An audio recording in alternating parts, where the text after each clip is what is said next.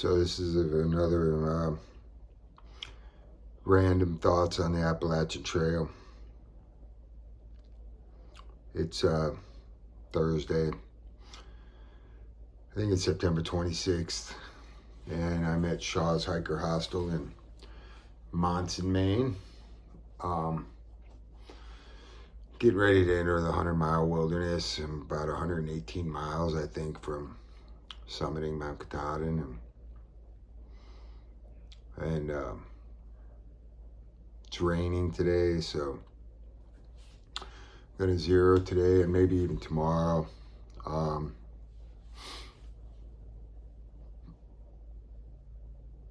Just trying to soak it all in, but I've been thinking a lot about just how simple the trail is, yet it's so complex, right? It's an eternal paradox. It is such a symbol of life and duality, and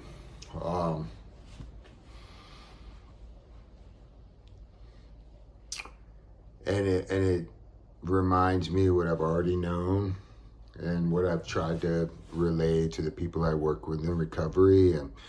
And I hope you watch this video to the end, because it's going to sound a little strange at first, but that as people, as ego, as self, as Howard, right? That as people, we're fundamentally dissatisfied all the time.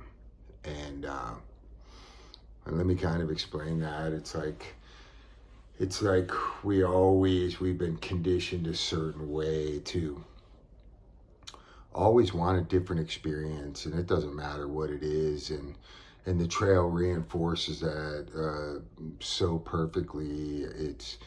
It's amazing. And what do I mean when I say I'm always fundamentally dissatisfied as Howard, right? And what do I mean when I say I'm always trying to find a different experience? And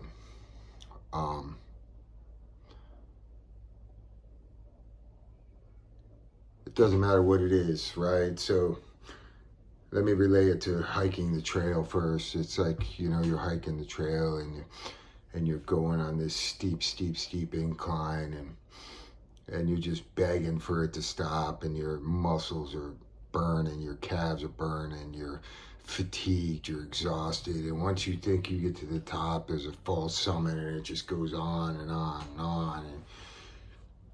And you're telling yourself, like, please, I just need to get to the top. I just need it downhill. I just need to relax. I need to stop this pain. And then you finally get to the top, and you're so grateful, and you got this downhill, and you're so happy for the downhill. But then it's a steep downhill, and a short ways into it, your body's just taking a pounding on the downhill, and it's just slamming down every footstep, of 3-4 foot drops, and with a 30-pound pack on your back, and your knees and your back starts feeling it, and your ankles, and you're just over the downhill, man. And then you're saying, like, I just wish I would take another uphill in a minute, man, and then you get to another uphill, and it's the same jam over and over again, man. And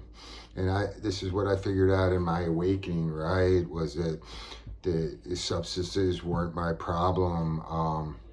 I always wanted a different experience than the one I'm currently having. And it doesn't matter. We can relate it to uphills and downhills, right? Or we can relate it to the alpine zone, which is above a certain elevation, usually about 4,000 feet, where trees don't grow.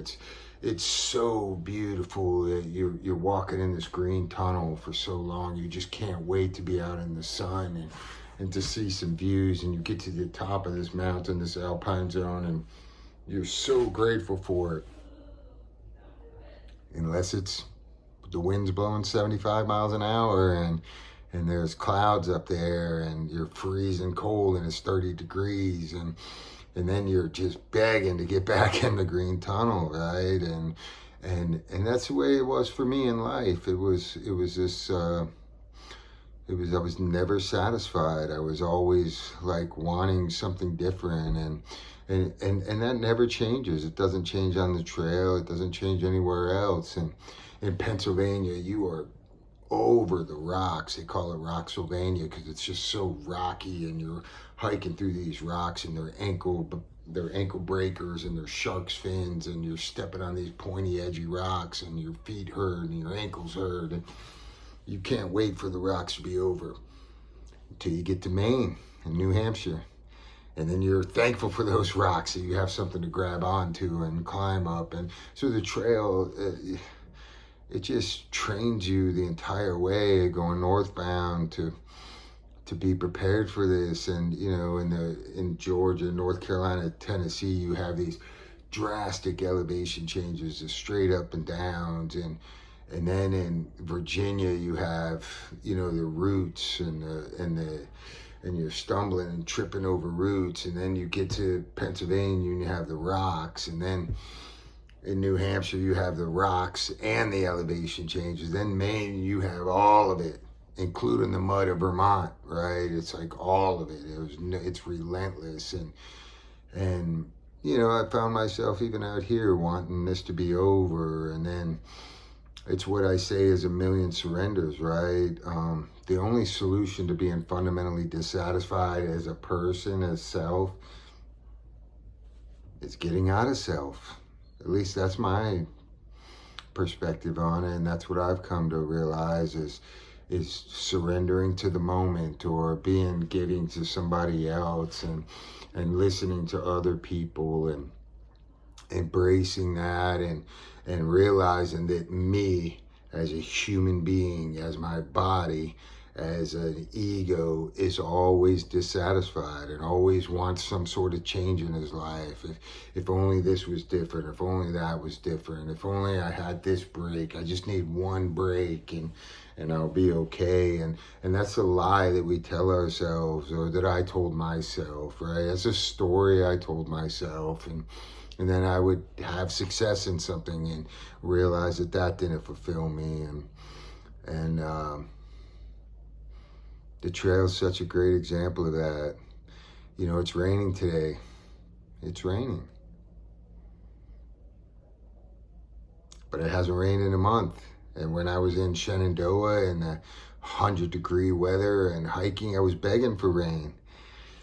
Then when it rains, you're grateful for a few moments, and then you're like, I wish it would stop raining because I'm wet. I would take the heat any day, and once you can realize that you are always fundamentally dissatisfied regardless of the situation, you can surrender and say, there's nothing wrong with the rain.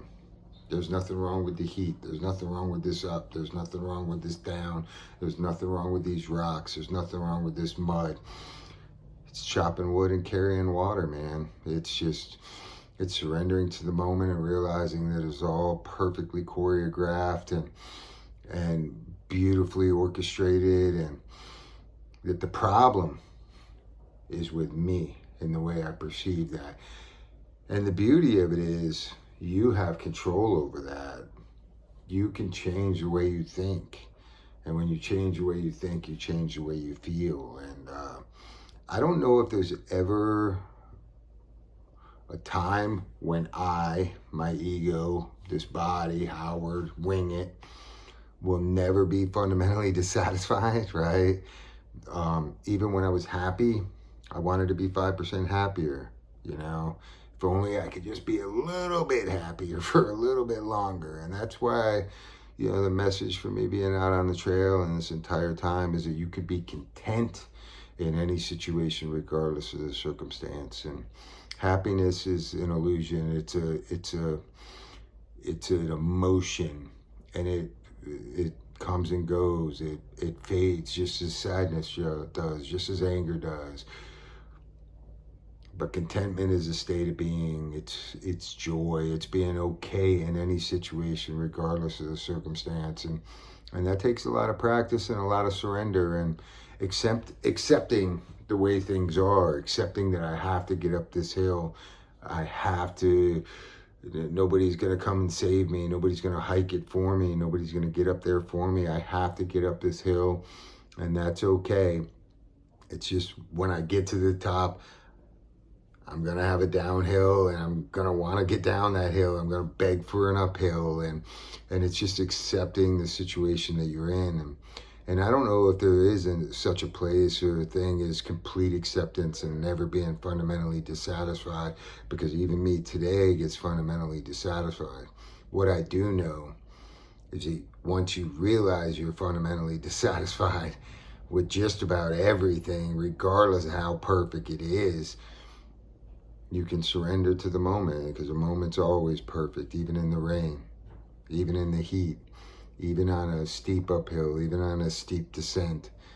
Not everything in life is a cushy trail, but even then, we would find something to complain about, right? There's a root here, there's a rock here, there's mud, there's bugs, it's cold. There's always something to complain about, but there's always something to be grateful for too. And for me, and the message I try to relay to people in recovery is that substances were never our problem. Our problem was that we were fundamentally dissatisfied, and we wanted to be anywhere else other than where I was at the moment, right? I couldn't wait for the weekend. I couldn't wait for an event in my life. I couldn't wait to summit Katahdin. And this is why I say that, like, summiting Katahdin isn't that important to me. Being completely present in the moment is the most important thing to me, and I could do that wherever I'm at. In fact, I can only do that wherever I'm at. So I don't need to conquer anything. I don't need to summit. I don't need to finish. I don't need to be at the ending. I just need to be completely present right here and right now. And that's a journey, and the trail has reinforced that a million times over 5 million steps and almost 2,100 miles, and I've missed a few miles, and that's okay with me, right? I'm not out here for any title. I'm not out here to add letters to my name. I'm not out here for a certificate or a trophy. I'm out here to relearn and unlearn the things that have perpetually kept me in fundamentally dissatisfied. Forever grateful for this journey and for this trek, and the trail is a beautiful, beautiful representation of life, and just hearing people that are so grateful to be out here, but at the same time they're fundamentally dissatisfied, and their bodies are hurting, and they're over it, and then they're gonna go home, and I understand this completely, and they're gonna miss this, and it's the same thing for me. I'm gonna miss this when I'm home, but guess what? I miss home when I'm here, right? So it has nothing to do with being home, and it has nothing to do with being here. It's me fundamentally dissatisfied as an ego.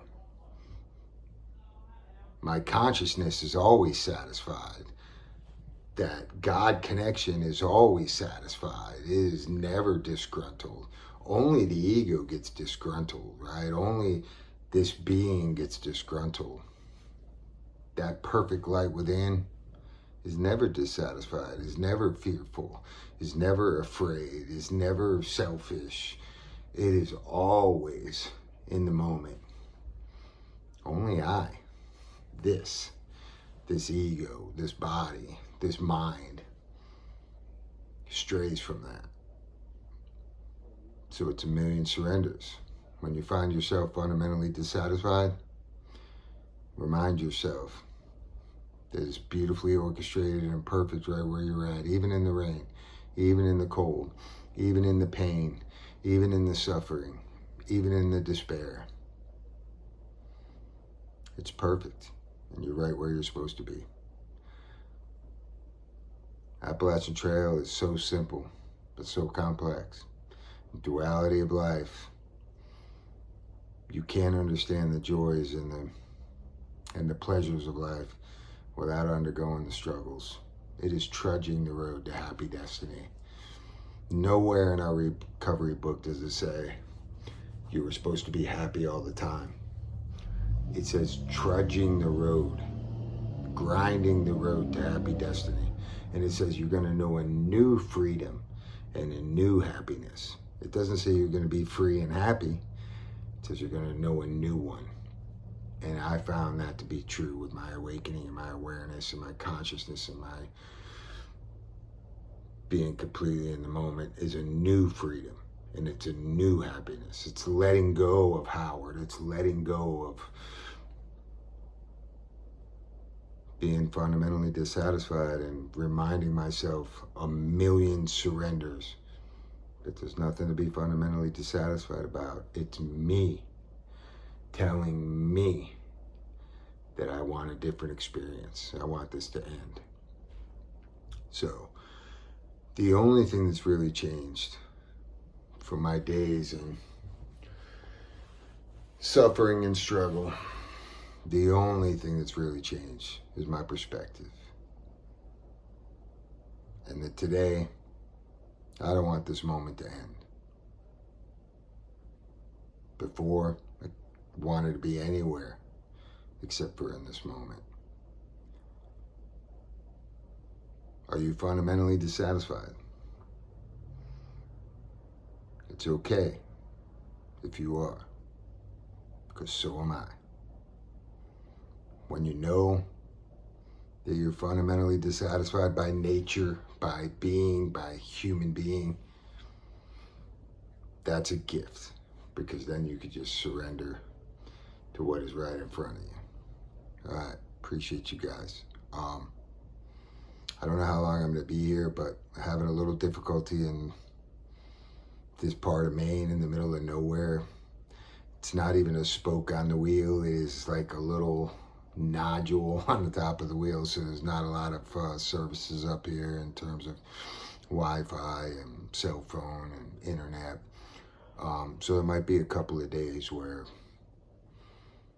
there's no video, and that's what I'm doing here today, is making a little bit of a buffer. And I've been wanting to talk about this for a long time, and it doesn't mean that it's a bad thing to say that I'm usually fundamentally dissatisfied.